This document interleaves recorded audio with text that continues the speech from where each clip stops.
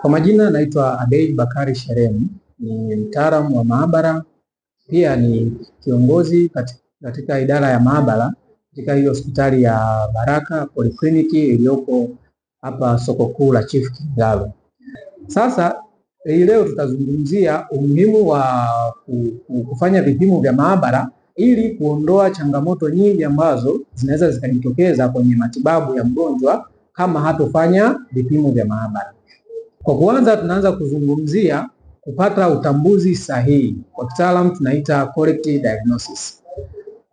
Magonjwa mengi yana dalili zinazofanana, yaani mtu anaweza akawa na homa, kuchoka. Sasa hayo yote yanaweza akawa ni dalili ya magonjwa kama malaria, homa ya tumbo yani typhoid, au mchafuko wa mkojo, kwa njia ya mkojo. Sasa daktari anapooda vipimo au mgonjwa anapofanya vipimo vya maabara, inarahisisha kuweza kutambua kwamba mgonjwa ana changamoto gani ili aweze kupatiwa matibabu sahihi. Pointi ya pili ni kuepuka usugu wa dawa, yani drug resistance.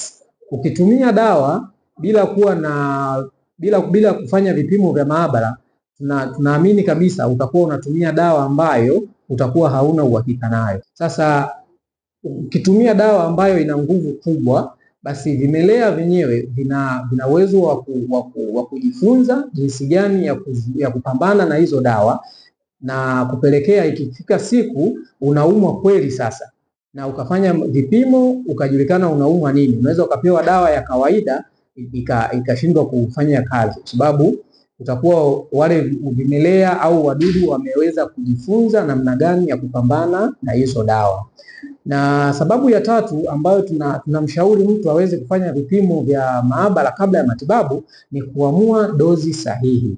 Kwa kufanya vipimo vya damu au kufanya vipimo vya figo na ini, inaweza kusaidia daktari aweze kukadiria dozi kiasi gani ambayo mgonjwa wake inamfaa kuweza kutumia, kwa sababu figo na ini ndio viungo muhimu sana au viungo ambavyo vinafanya uchujaji wa dawa.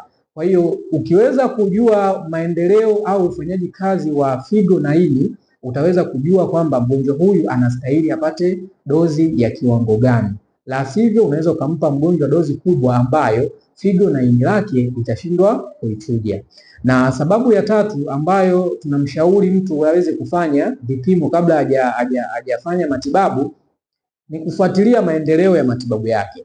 Hapa tunazungumzia mtu anaweza akafanya vile vipimo vya baseline tu, kwamba ameshafanya vipimo vyake, amejua anaumwa nini, akapewa matibabu yake na akaenda kutumia dawa. Sasa kujua maendeleo ya yale matibabu ambayo amepata, basi tunamshauri aweze kufanya vipimo ili aweze kujua kwamba yale matibabu aliyoyapata, je, yamefanikiwa kumsaidia yeye au hayajafanikiwa.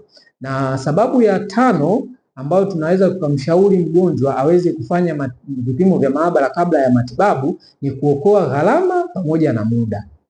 Mtu anaweza akatumia dawa bila kufanya vipimo na akatumia baadaye akashindwa kupona, na ikamlazimu aweze kurudi tena kwa wakati mwingine kwa ajili ya kufanya vipimo au kumuona daktari kwamba changamoto ile aliyoitibu mwanzo haijakaa sawa. Sasa hiyo tunazungumzia mtu anakuwa amepoteza muda wake, kwamba mara ya kwanza alipofika angeweza kufanya vipimo vya maabara, angejua tatizo linalomsumbua ni nini, na angeweza kutibiwa sahihi na angepona kabisa. Kwa hiyo atakuwa amepoteza muda, pia amepoteza fedha, au tunasema ameshindwa kuokoa gharama ambazo zitamfanya yeye aendelee kutumia fedha nyingi kutibu kitu kimoja.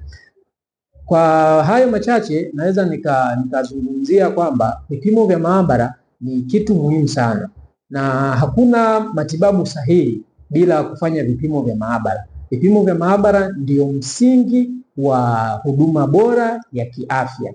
Usipofanya vipimo vya maabara unakuwa kama mtu ambaye anafanya ramli. Ni sawa tu na mtu ambaye anabeti. Sasa sio sawa. Fanya vipimo vya maabara, umsaidie daktari wako aweze kukutibia vizuri, uweze kupona, uondoe changamoto yote. Kwa hiyo tunakukaribisha kwa vipimo zaidi. Tunapatikana soko kuu la Chief Kingaru, Baraka Polyclinic. Ukipanda floor ya juu hapa unatukuta. Karibu sana tukuhudumie. Asante. Baraka Polyclinic, tunasema afya yako kipaumbele chetu.